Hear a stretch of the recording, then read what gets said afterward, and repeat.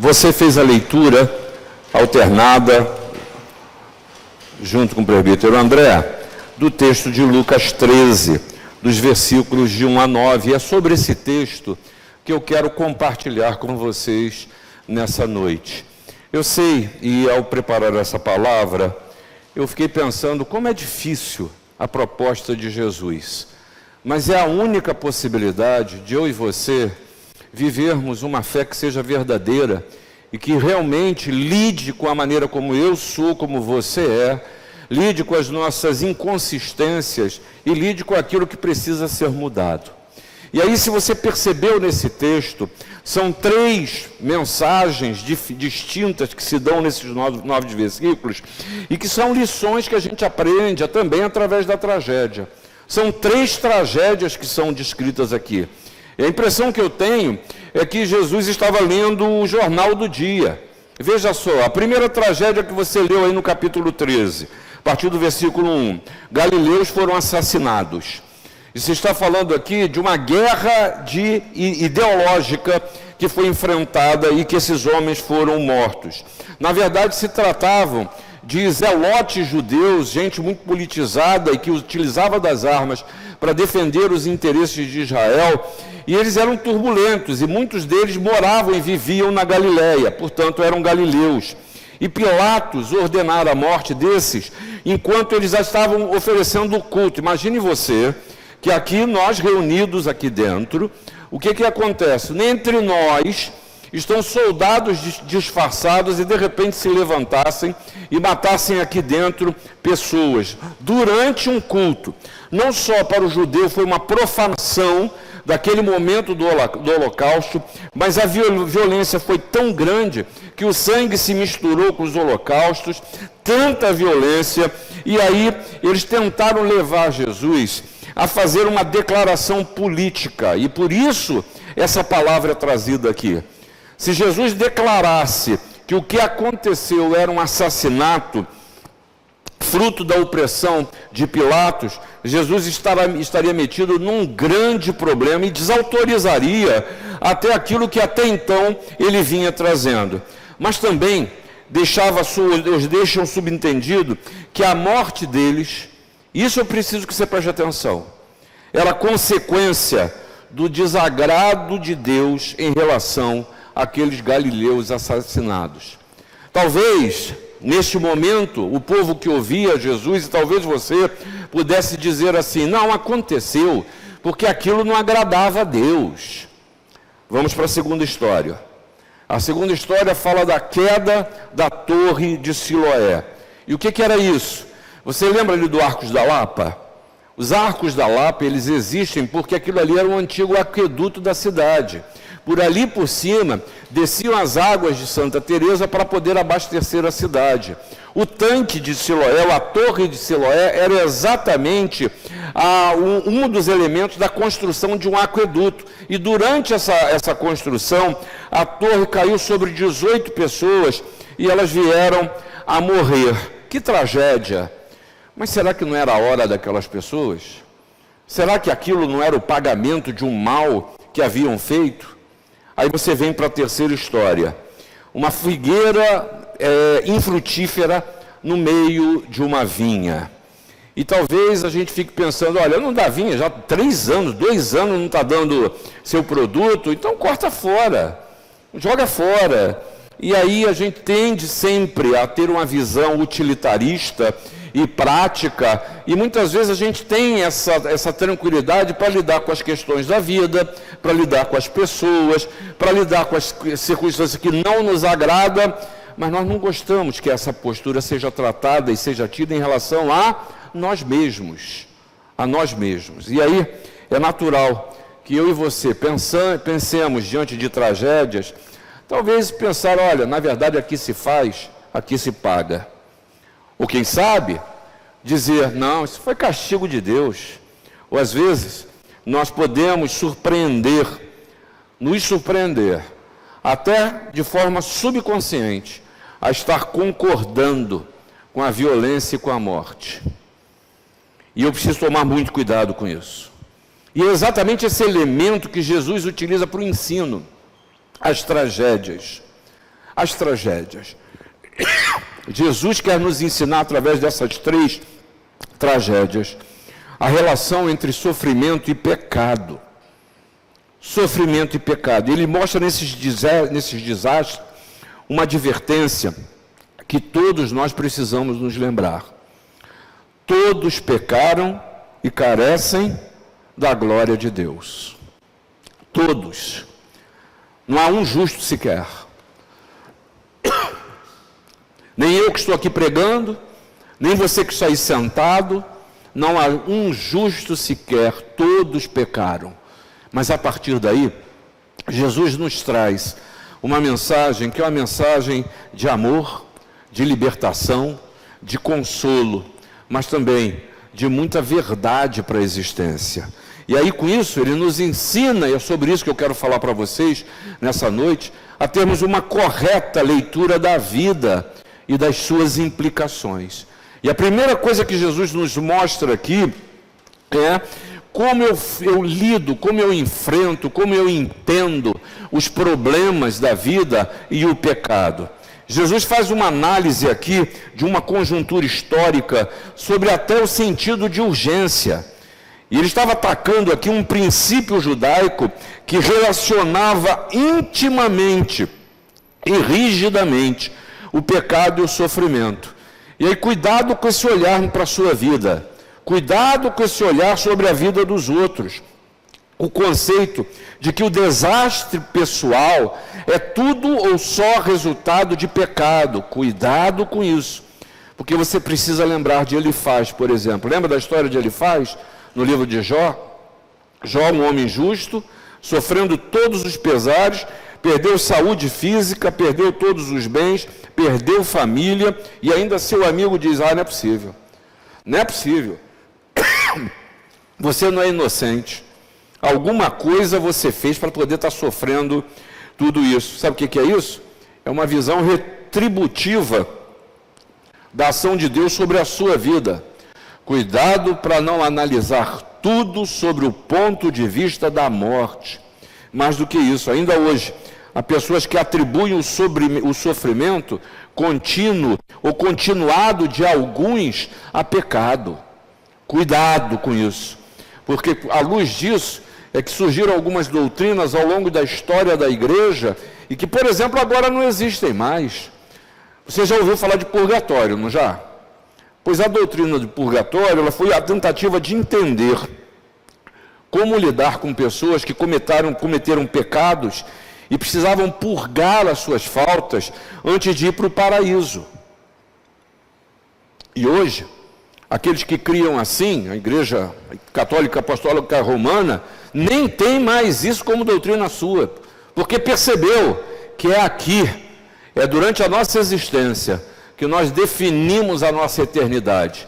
Na medida em que aceitamos a Jesus como nosso Senhor e Salvador, não há mais nada que eu ou alguém possa fazer em função da minha vida eterna, só Jesus, e acreditar que um momento possa purgar o que quer que seja, é diminuir o sacrifício único do Senhor Jesus por mim e por você. Você quer ver outro jeito de eu mal entender o sacrifício de Jesus? É eu achar que eu posso ter mais de uma vida, aquilo que é chamado como doutrina da reencarnação. Se você não foi tão bonzinho agora, volta de novo, restarta, começa tudo de novo, porque aí quem sabe dá uma melhorada. E aí, você que viveu do jeito que viveu, acha ou tenta se convencer que tudo que você fez de mal, a dor da consciência, o peso da consciência, o mal que você teima em não se afastar, pode ser remido por uma segunda chance. E assim, o escritor de Hebreus nos ensina dizendo, assim como aos homens está ordenado morrerem uma só vez, vindo depois disso o juízo, assim também Cristo, tendo se oferecido uma vez para sempre, para tirar os pecados de muitos, aparecerá a segunda vez, sem pecado, aos que o aguardam para a salvação. Portanto, nenhuma relação direta e precisa existe entre a falta e a calamidade, Cuidado com os juízos que você tem feito sobre a sua própria vida. Cuidado para você não estar jogando para o mal oportunidades e sementes que Deus está utilizando, ainda que doa, ainda que façam mal, para construir algo novo na sua existência. Por quê? Tenha certeza que desastres não são necessariamente punição. E Jesus, aqui no texto que você leu, repudia a inferência de que os 18 da torre de Siloé eram piores pecadores do que os outros. E assim ele nos ensina que as tragédias da vida não devem ser usadas para alimentar a sensação de justiça própria daqueles que escapam. Ah, ele morreu porque era mal, eu sobrevivi porque eu era bom, porque eu sou bom. E assim, a gente tem que tomar cuidado com esses juízos estabelecidos sobre os outros. No que, na verdade, as tragédias nos ensinam é que nós somos criaturas. Nós não somos deuses. Nós não determinamos o que vai acontecer ou o que precisa acontecer, porque quem continua no domínio de todas as coisas é Deus. E assim, precisamos nos voltar para o Senhor.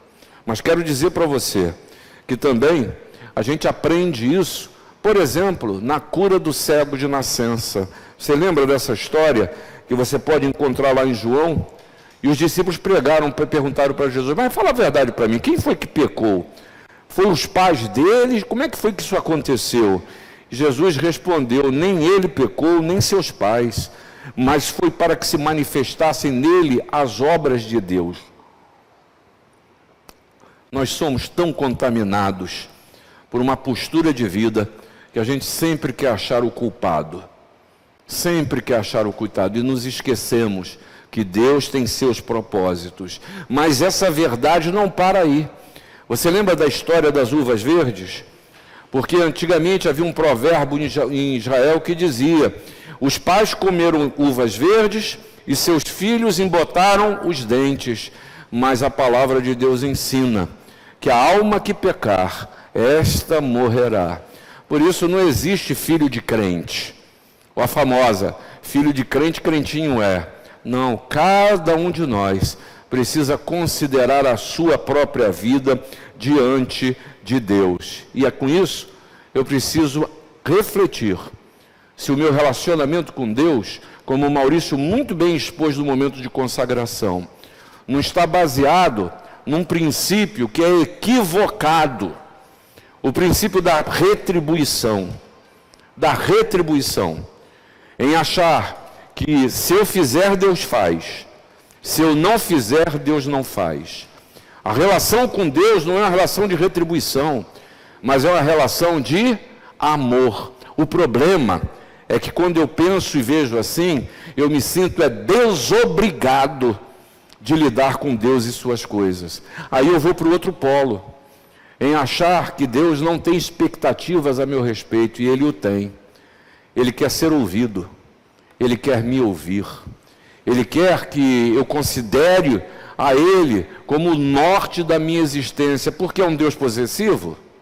Porque é um Deus autocentrado na nossa linguagem? Não, é porque é um Deus de amor, e Ele deseja fazer tudo para o nosso bem. Não foi isso que acabamos de cantar? Que tudo coopera para o meu bem, porque Deus age dessa maneira. Quem não aproveita o tempo para produzir um arrependimento que seja sincero, não tem condições de lidar com as desgraças que a vida te reserva. E essa é a segunda coisa que Jesus está nos mostrando aqui, a necessidade de arrependimento. Jesus estava dizendo: vocês querem que eu condene o mal em Pilatos, mas eu não estou falando com Pilatos, ele nem está aqui. Eu estou falando com vocês, porque as forças do mal, meus irmãos, estão operando no nosso movimento, é na maneira que eu e você nos portamos. A força da destruição, ela lida, na nossa existência.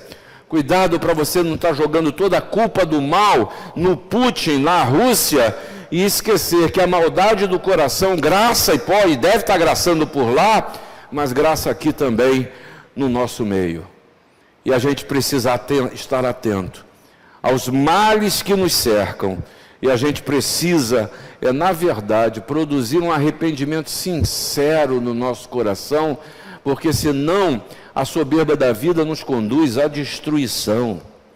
Na verdade, o que Jesus está destacando aqui é que o problema não são os galileus mortos, o problema não é a torre, o problema nem é essa tal dessa vinha. O problema é que se vocês, meu povo, continuarem na mesma direção, o desastre e a morte é a conclusão. Para onde você caminha, é caminho de destruição. Aí você vai ver lá no versículo 2, na história dos galileus, pensais que esses galileus eram mais pecadores do que todos os outros galileus por terem padecido isso?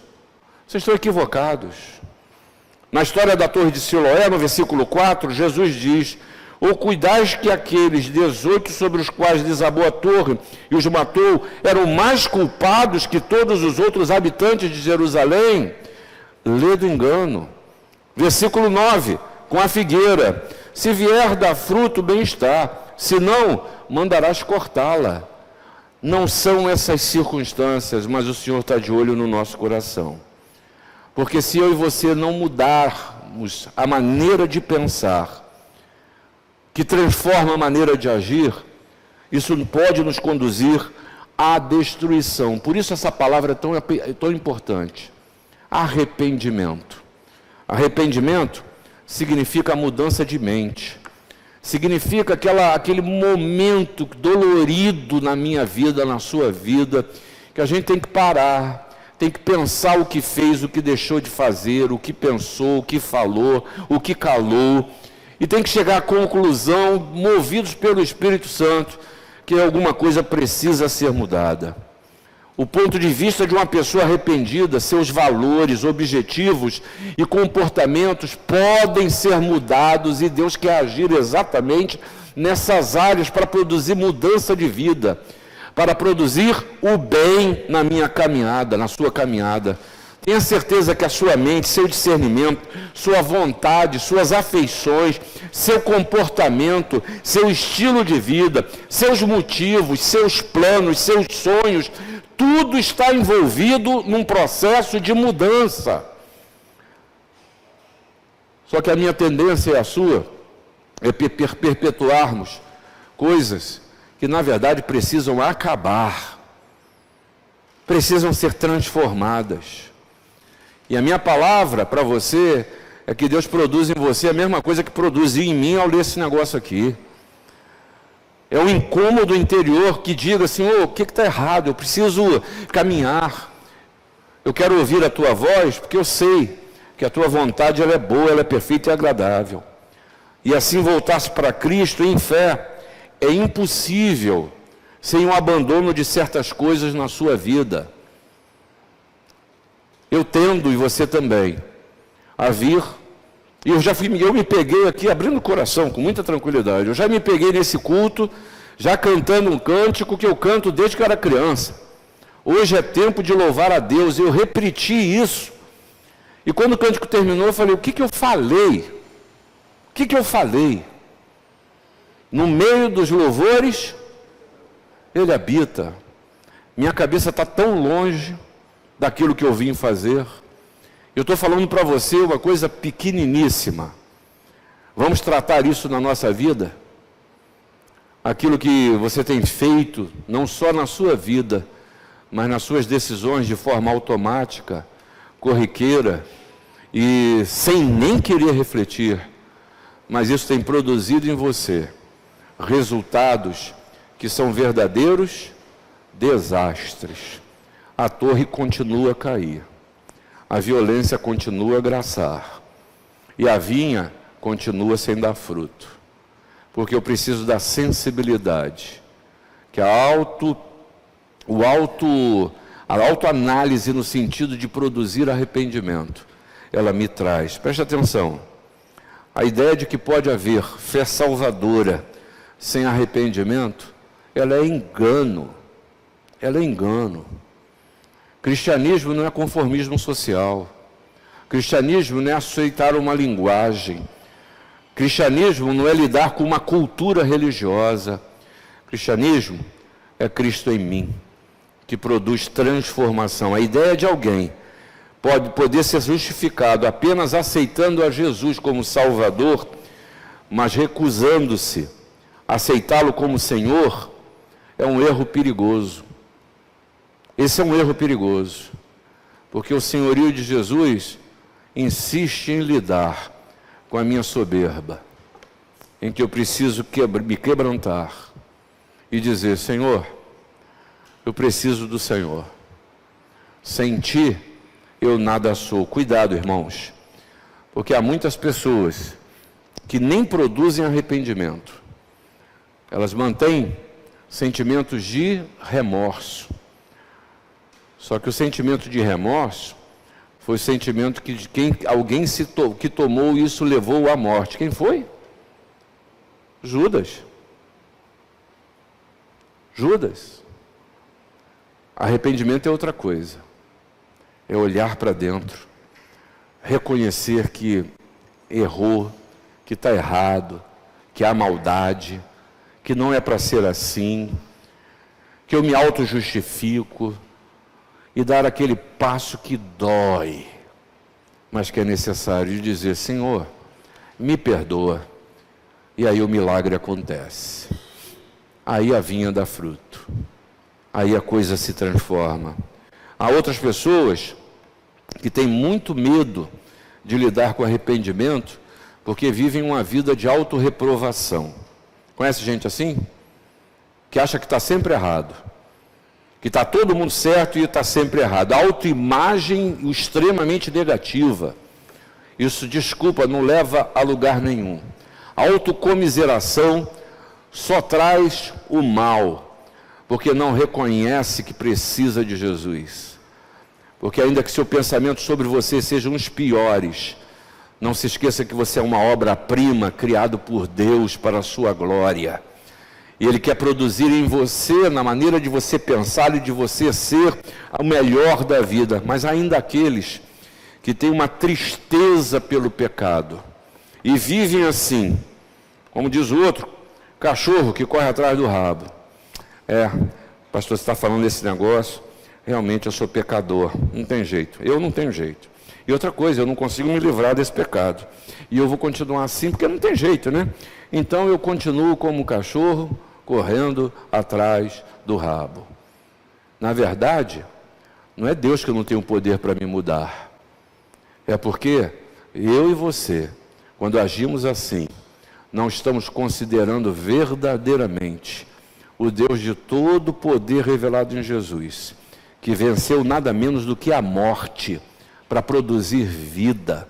E diz para você: é possível mudar, é possível abandonar, é possível viver uma nova relação no seu casamento, é possível viver a novidade de Deus com a sua família, com seus filhos, que você tenha expectativas, não só no seu estudo, mas na sua vida profissional, que o Senhor reserva para você o melhor, não porque Ele é um Deus de prosperidade, como pregam alguns, não, é porque Ele é Deus de amor, é porque Ele é presente. Nesse sentido, eu preciso me lembrar que Deus quer é me tratar. Por isso, quando nós falamos numa doutrina da salvação pela graça e por meio da fé, de forma alguma cancela também a sua responsabilidade em se enfrentar diante de Deus, em abrir o seu coração diante de Deus. Porque às vezes eu sou tentado, viu, André, fazer uma oração: Senhor, eu não consigo, eu não posso, não faz aí, Senhor, faz aí. Ele é tão humilde, ela é tão singela, mas na verdade é de uma arrogância grande. Por quê? Porque eu quero responsabilizar a Deus por algo que eu mesmo não quero permitir que Ele haja. Sabe como é que é o nome disso? Se assusta não. Isso é tentar a Deus. Isso é tentar a Deus. Mas Jesus continua a nos falar. E chegamos a este ponto, quando falamos de tentar a Deus, e o que o Senhor Jesus está falando nessas 3 tragédias, que há consequências para as nossas ações. A figueira, essa figura emblemática para Israel, produto da cultura. Falar de figueira em Israel, você não precisa dizer nada. Você não precisava falar do terreno, você não precisava falar como planta, você não precisava falar das estações, como cuidar, como colher o figo. Não precisava falar nisso, é um conceito pronto para o povo de Israel. E essa figueira não produzia frutos.